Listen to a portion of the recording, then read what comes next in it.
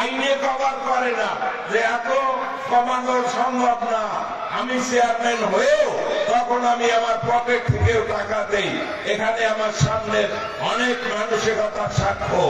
ভাইরা আমার, আগামী দিনে আপনারা যদি আমাকে বৃহত্তর অঙ্গনে আপনাদের খেদমত করার সুযোগ দেন, ইনশাআল্লাহ আমি যদি নির্বাচিত হই, যা যা প্রাপ্য হিন্দু মুসলিম বৌদ্ধ খ্রিস্টান দল মত নির্বিশেষে যা যা প্রাপ্য তাকে আমি তা পৌঁছে দেব।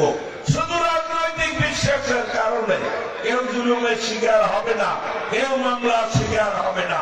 যারা দাগি খুনি চাঁদাবাজ দান্দাবাজ দখলবাজ তাদের মধ্যে আমরা কঠোর হব, কিন্তু শুধু রাজনৈতিক বিশ্বাসের কারণে সে যে দলই হোক না কেন আমরা তাদের বিরুদ্ধে কখনো কোনো প্রতিশোধ নেব না।